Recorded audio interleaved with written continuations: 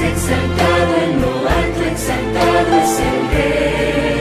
Le alabaré, es exaltado, por siempre exaltado, y yo le alabaré.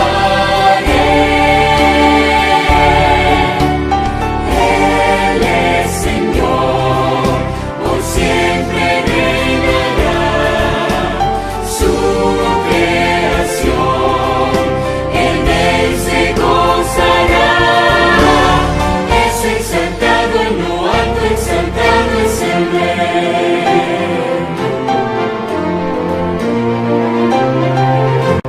Es exaltado en lo alto, exaltado es el Rey. Le alabaré, es exaltado, por siempre exaltado, y yo le alabaré.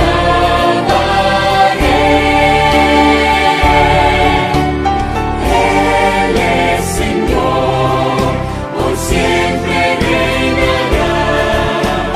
Su creación, en él se gozará. Es exaltado en lo alto, exaltado es el Rey.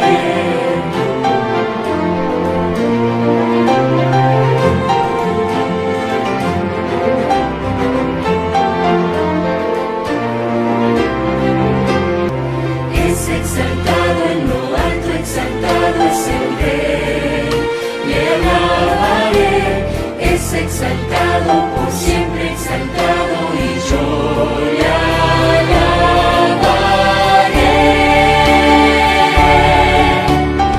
Él es Señor, por siempre reinará. Su creación, en él se gozará. Es exaltado en lo alto, exaltado es el Rey.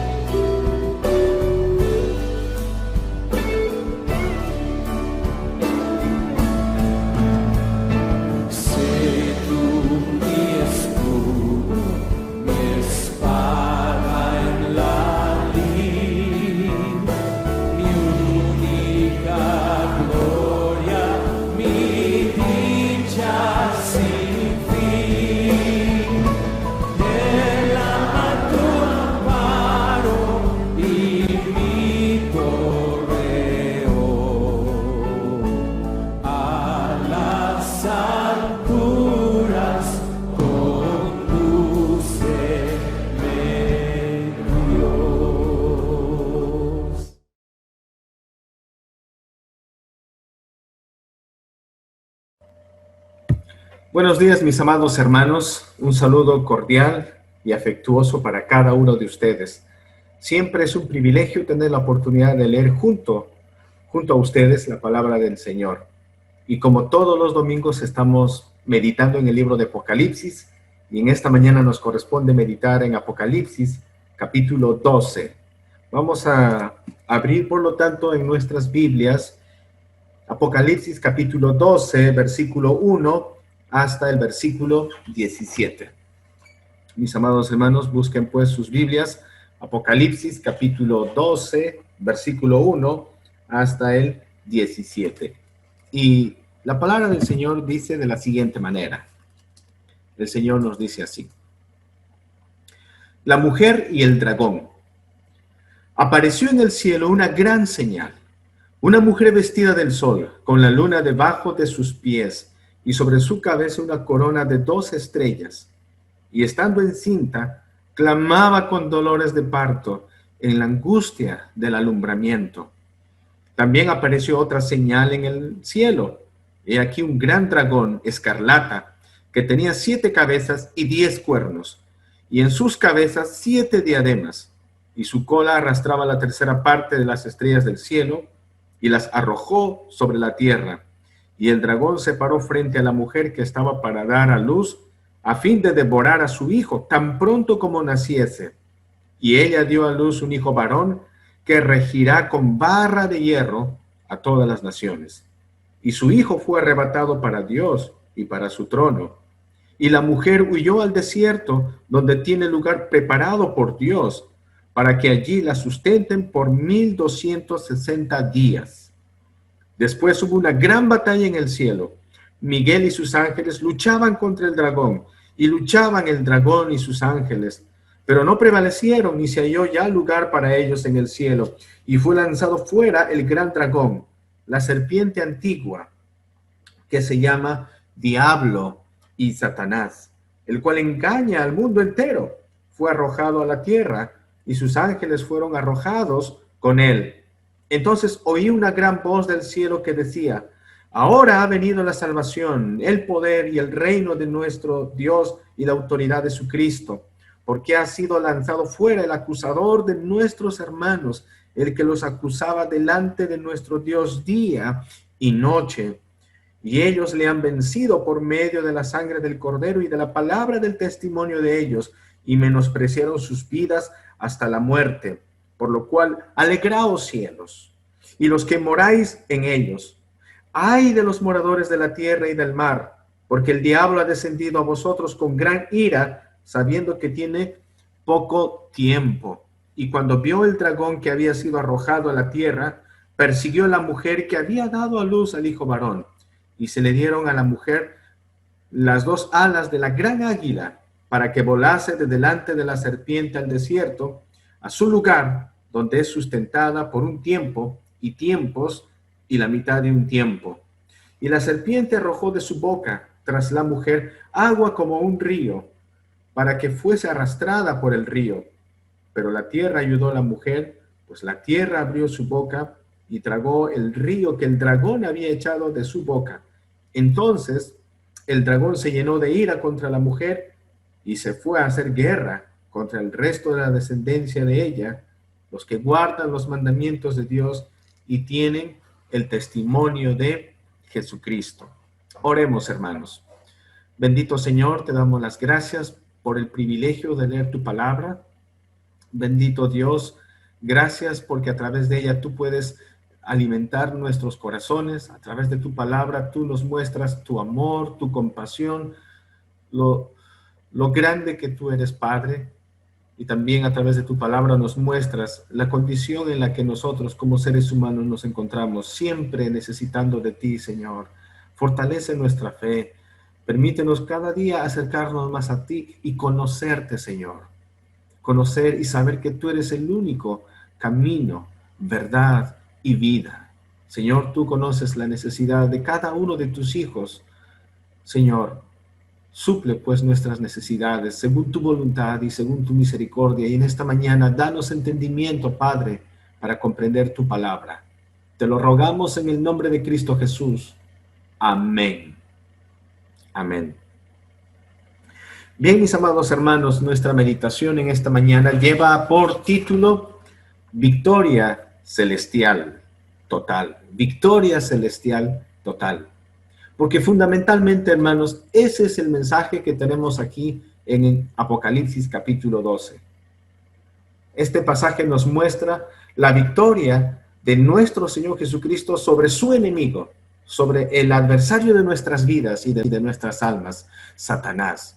Este capítulo nos muestra la labor de Cristo Jesús como nuestro intercesor.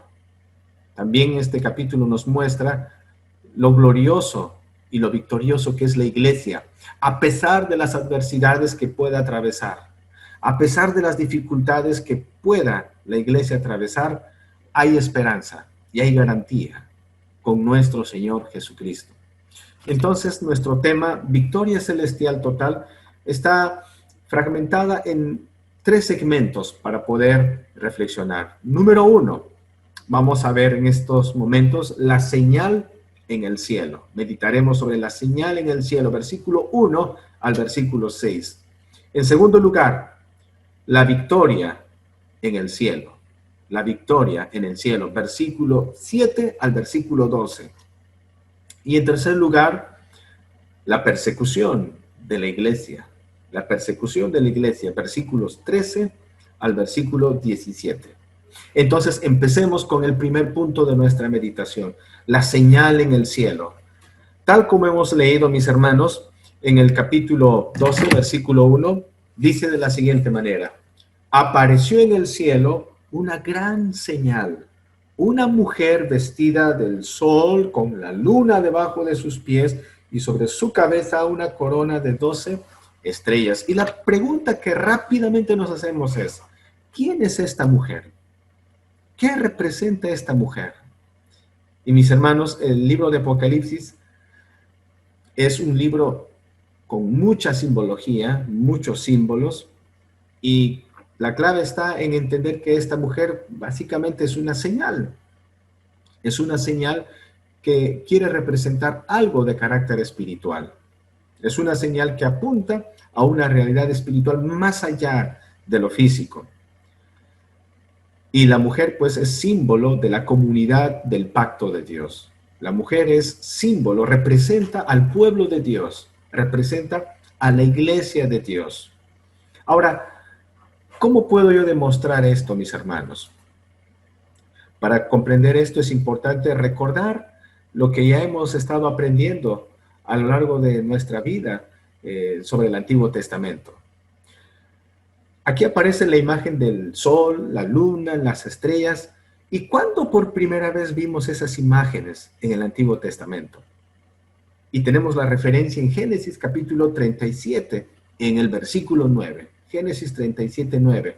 Aquí tenemos la historia de José, uno de los hijos de Jacob. José tenía 11 hermanos.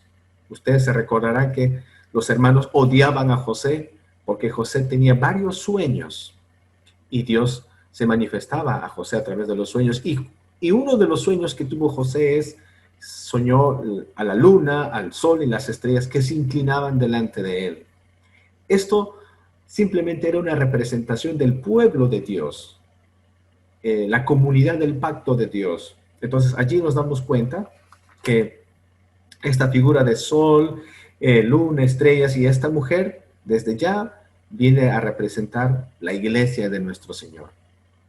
Otro dato importante, también los libros proféticos, cada vez que se refieren al pueblo de Dios en el Antiguo Testamento de Israel, siempre usan una metáfora, ejemplifican a Israel como una mujer. Por ejemplo, en Jeremías capítulo 4, versículo 31. Vamos a leer. Jeremías 4, 31 dice: porque oí una voz como de mujer que está en parto, angustia como de primeriza, voz de la hija de Sión, que lamenta y extiende sus manos diciendo: ay ahora de mí, que mi alma desmaya a causa de los asesinos. Lo mismo podemos leer en Miqueas capítulo 4, versículo 10. Miqueas 4:10, hablando de esta metáfora de Israel. Habla de una mujer simbolizando a Israel. Dice así, Miqueas 4:10, duélete y gime, hija de Sión, como mujer que está de parto, porque ahora saldrás de la ciudad y morarás en el campo, y llegarás hasta Babilonia. Allí serás librada, allí te redimirá Jehová de la mano de tus enemigos. Entonces, mis amados hermanos, esta mujer es simplemente un símbolo que representa al pueblo de Dios, al verdadero Israel de Dios. El pueblo, la iglesia de Dios, tanto del Antiguo como del Nuevo Testamento, el pueblo de Dios. Y en el Antiguo Testamento, Israel básicamente era la matriz del cual iba a nacer el Salvador del mundo.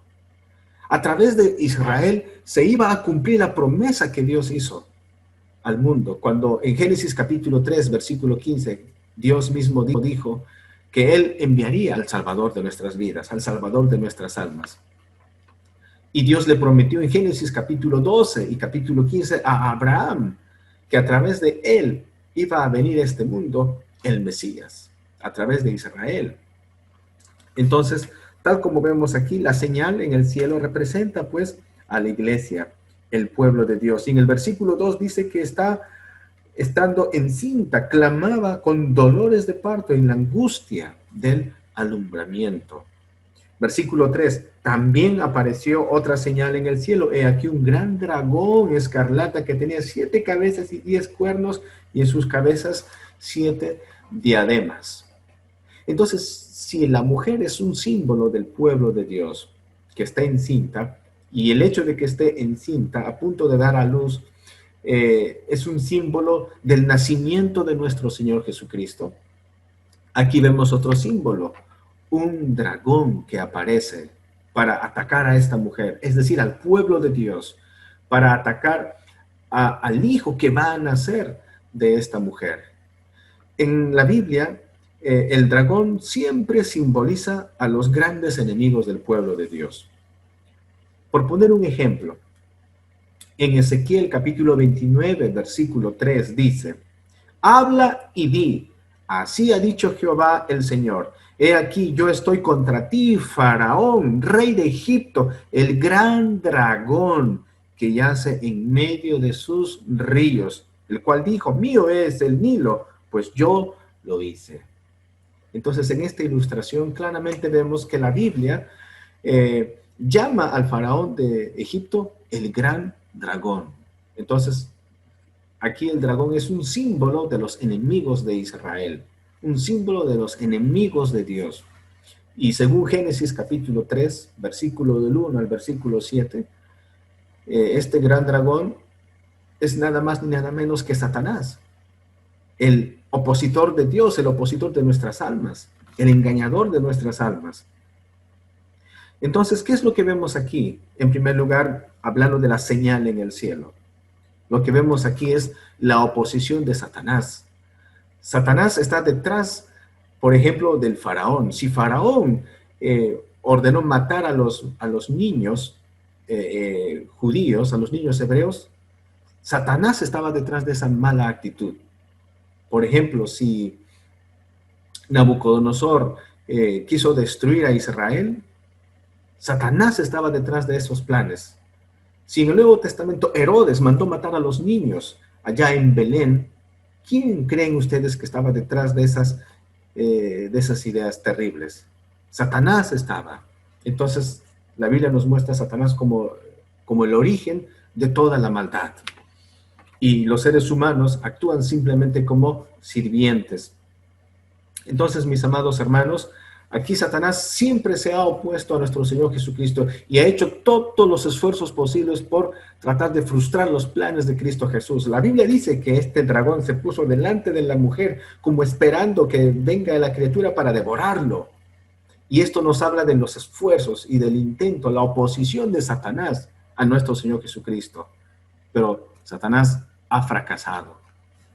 Vemos también claramente que este niño, en el versículo, antes de pasar a explicar quién es el niño, obviamente es el Señor Jesucristo, pero aquí nos narra también el poder de este dragón, es decir, de Satanás. En el versículo 3, por ejemplo, dice que era un dragón escarlata, o sea, color rojo, hablando de su salvajismo, hablando de su carácter belicoso.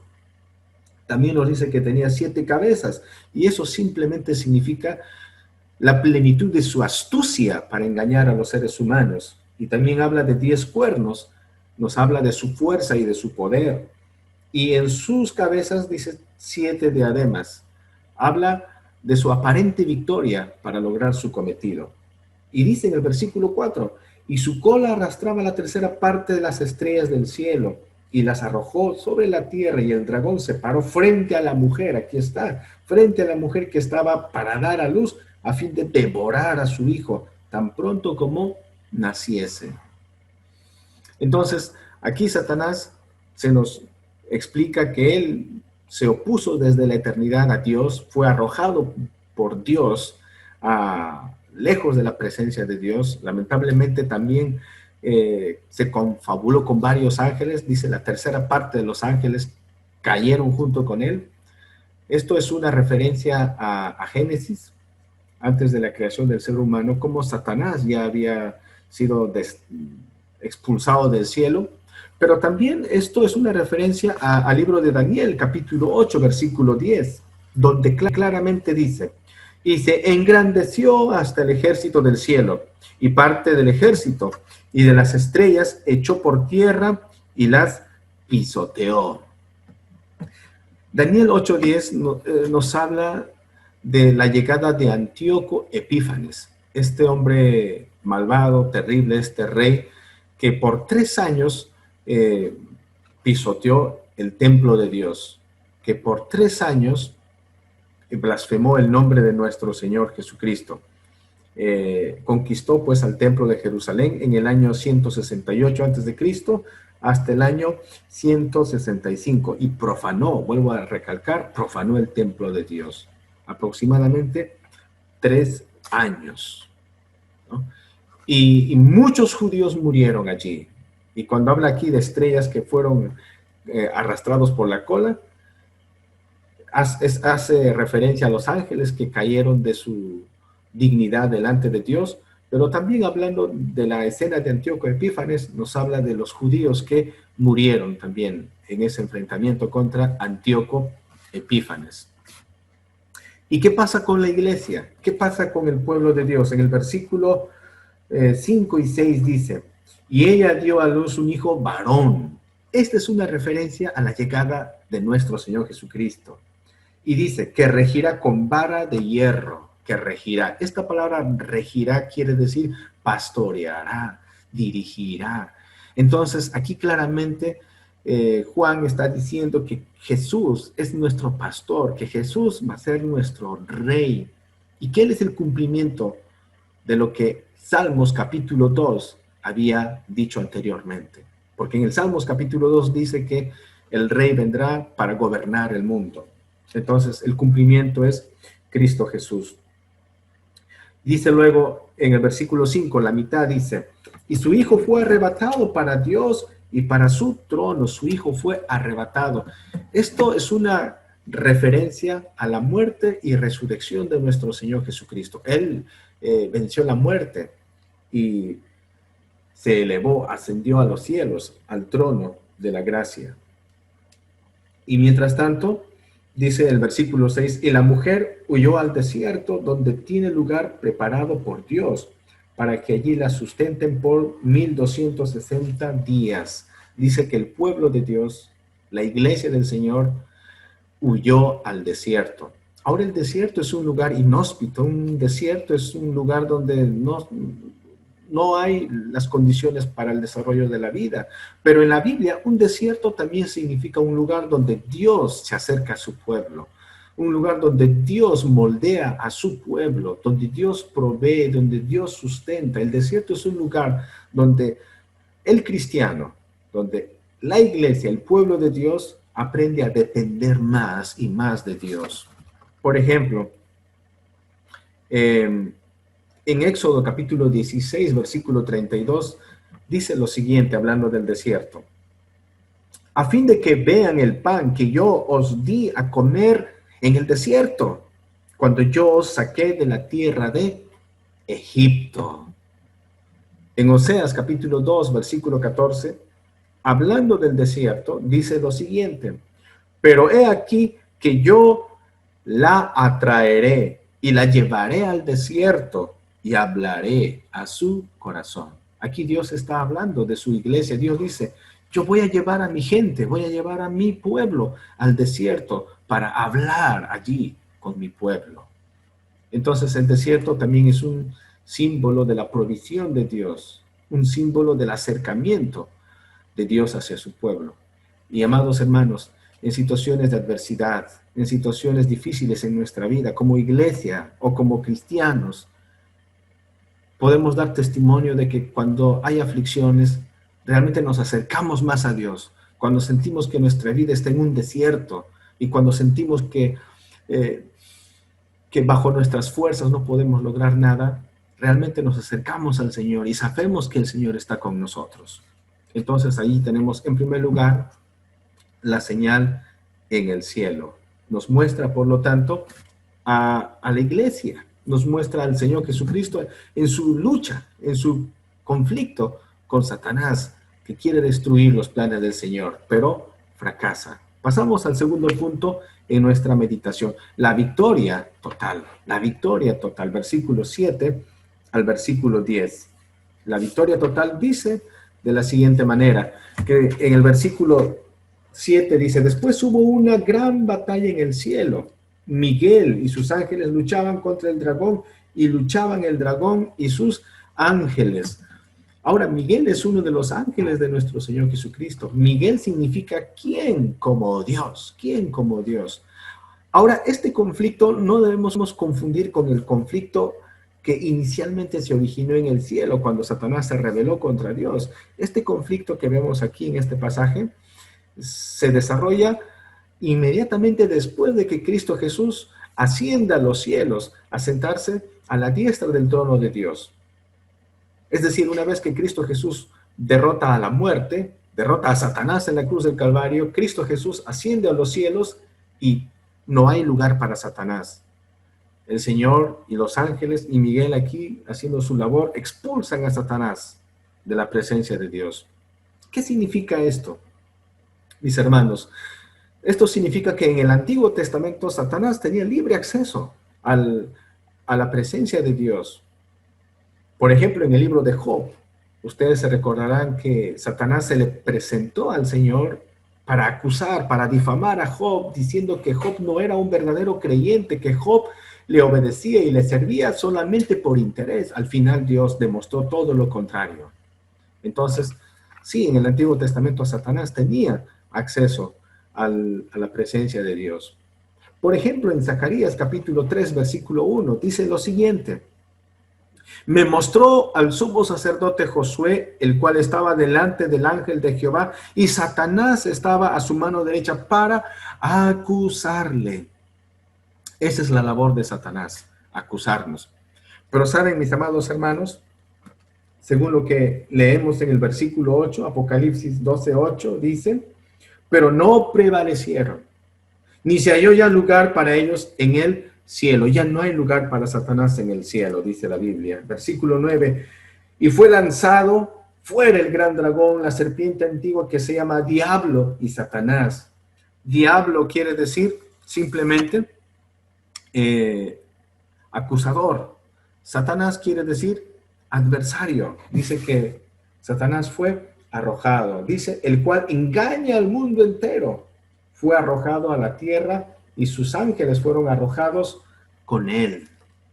Entonces, versículo 10 dice: entonces oí una gran voz en el cielo que decía: ahora ha venido la salvación, el poder y el reino de nuestro Dios y la autoridad de su Cristo, porque ha sido lanzado fuera el acusador de nuestros hermanos, el que los acusaba delante de nuestro Dios día y noche.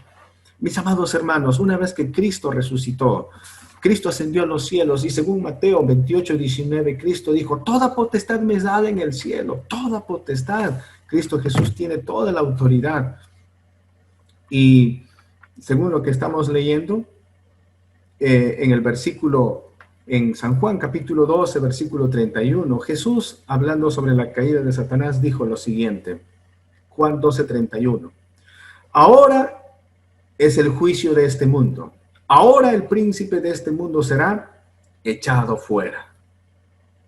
¿Y qué quiere decir esto? Que ya no hay el acusador que está acusando al pueblo de Dios, porque la labor de Satanás era acusar, por ejemplo, a Abraham. Dios, ¿cómo puede ser posible que tú ames a Abraham si es un mentiroso? ¿Cómo puedes tú amar a David si David es un adúltero? ¿Cómo puedes tú amar y perdonar a Pedro si Pedro te negó 3 veces? La labor de Satanás siempre ha sido atacar a los creyentes del Antiguo Testamento, a los creyentes ahora del Nuevo Testamento. Satanás siempre nos acusa. Pero bendito sea Dios, mis amados hermanos, que Cristo Jesús ahora intercede por nosotros. Por eso el apóstol Pablo en Romanos capítulo 8, versículo 1 dice, ahora pues ninguna condenación hay para los que están en Cristo Jesús, los que no andan conforme a la carne, sino conforme al Espíritu. Y en ese mismo pensamiento, en Romanos capítulo 8, en el versículo 3, dice de la siguiente manera, Romanos 8:33, ¿quién acusará a los escogidos de Dios? Dios es el que justifica. Versículo 34, ¿quién es el que condenará? Cristo es el que murió, más aún el que también resucitó, el que además está a la diestra de Dios, el que también intercede por nosotros. Entonces, mis amados hermanos, aquí claramente vemos que no hay lugar para Satanás, una vez que Cristo está sentado a la diestra de Dios Padre, intercediendo por nosotros. Cada vez que Satanás se acercaba con una acusación, Cristo Jesús como abogado estaba presente allí. No hay lugar para Satanás. Pero sin embargo, aquí en la tierra, los creyentes que aún estamos vivos, estamos sufriendo todavía las acusaciones de Satanás. Por eso en el versículo 12 claramente dice, por lo cual alegraos cielos y los que moráis en ellos, ay de los moradores de la tierra y del mar, porque el diablo ha descendido a vosotros con gran ira, sabiendo que tiene poco tiempo. Entonces Satanás ahora sabe que ha perdido y con gran furia se acerca para atacar al pueblo de Dios. Ahora pasemos, mis amados hermanos, al tercer punto, la persecución de la iglesia. La persecución de la iglesia. Pero fíjense, antes de pasar a este punto, en el primer punto hemos visto que la iglesia está rodeada del sol, la luna y las estrellas. Esta es una imagen gloriosa de la iglesia. Y Juan está escribiéndole a las iglesias en Asia Menor, diciéndoles, aunque ustedes aparentemente para el mundo son un grupo despreciable, un grupo sin importancia en la sociedad, pero para Dios, la iglesia es una iglesia gloriosa, bendita y respaldada por Dios. Entonces, en tercer lugar, hay persecución. El hecho de que Dios nos respalde no nos exime de las dificultades. La iglesia ha sido perseguida siempre por Satanás. Por eso en el versículo 13 dice, y cuando vio el dragón que había sido arrojado a la tierra, persiguió a la mujer que había dado a luz al hijo varón, persiguió a la mujer, persiguió a la iglesia. En el versículo 14 dice, y se le dieron a la mujer las 2 alas del gran águila para que volase delante de la serpiente al desierto, a su lugar donde es sustentada por un tiempo y tiempos y mitad de tiempo. ¿Qué quiere decir esto de las alas? Si leemos Éxodo capítulo 19, versículo 4, tenemos la respuesta. Dice, vosotros visteis lo que hice a los egipcios y cómo os tomé sobre las alas de las águilas y os he traído.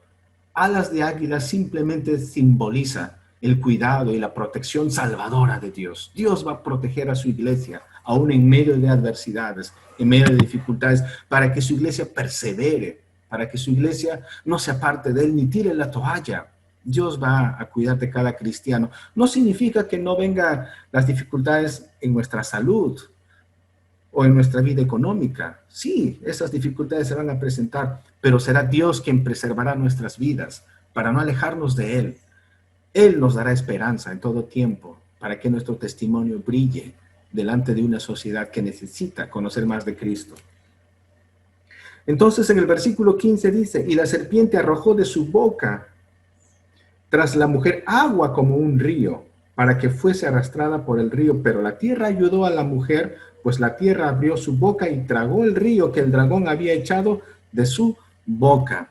Ahora, río en la Biblia es un símbolo de palabras. Río es un símbolo de difamación que aquí Satanás está lanzando contra la iglesia. Satanás quiere destruir la reputación de la iglesia. Satanás quiere destruir el buen nombre de nuestro Señor Jesucristo y va a lanzar todo tipo de improperios y falsedades contra la iglesia. Pero la iglesia tiene el respaldo de Dios. La verdad no puede ser ocultada y la iglesia es preservada y su testimonio también. Y luego dice en el versículo 17, entonces el dragón se llenó de ira contra la mujer. Obviamente, Satanás siempre se ha opuesto a la iglesia, al pueblo de Dios, por su filiación a Cristo Jesús, por su relación con Jesús. Satanás siempre ha estado en contra de nosotros, los creyentes. Dice, se llenó de ira contra la mujer y se fue a hacer guerra contra el resto de la descendencia de ella. Cuando dice resto de la descendencia de ella, habla y hace referencia a la iglesia, a los cristianos de todos los tiempos. Dice, los que guardan los mandamientos de Dios y tienen el testimonio de Jesucristo. Los que guardan, los que obedecen. Ojo, porque hay creyentes, entre comillas, que no obedecen al Señor. Ellos no están aquí contados. Los verdaderos cristianos se caracterizan por obedecer al Señor, por amar al Señor, por sufrir por causa del Señor Jesucristo. Por esa razón, el Señor Jesucristo en San Juan 16:33 dice, estas cosas os he hablado para que en mí tengáis paz. En el mundo tendréis aflicción, pero confiad, yo he vencido al mundo. Yo he vencido al mundo. Mis amados hermanos, tenemos esperanza. Probablemente como cristianos, la iglesia sea pues tal vez menospreciada en nuestro mundo, en nuestra sociedad, pero no es así delante de los ojos de Dios. Nosotros apreciamos la iglesia, amamos la iglesia, mis amados hermanos. Entonces es muy importante congregarnos, es muy importante participar de las reuniones en Zoom, muy importante de participar en todas las reuniones que programamos. Y recuerden, es vital recordar siempre que Cristo Jesús intercede por nosotros. Cada vez que desobedecemos al Señor, siempre debemos acercarnos con confianza ante el trono de la gracia, sabiendo que tenemos nuestro sumo sacerdote, Cristo Jesús. Que Dios les bendiga, mis hermanos. Oremos al Señor. Señor, te damos las gracias por tu palabra. Sabemos que tu iglesia es victoriosa, porque tú, Señor, eres victorioso. Porque tú eres nuestro Salvador, tú eres la promesa, el cumplimiento a la promesa que se nos hizo. Perdidos estábamos, Señor, en este mundo, mas tú llegaste para darnos vida y vida en abundancia. Bendice a tu pueblo, a la iglesia y a aquellos que aún no te conocen, Señor. Por favor, permite que se acerquen a ti, Señor, porque solo tú eres el único camino, la única verdad, la única esperanza, Señor. Bendice, Señor, a todos con tu misericordia. En el nombre de Cristo Jesús oramos. Amén. Amén, mis amados hermanos. Que Dios les bendiga en gran manera en esta mañana. Buenos días.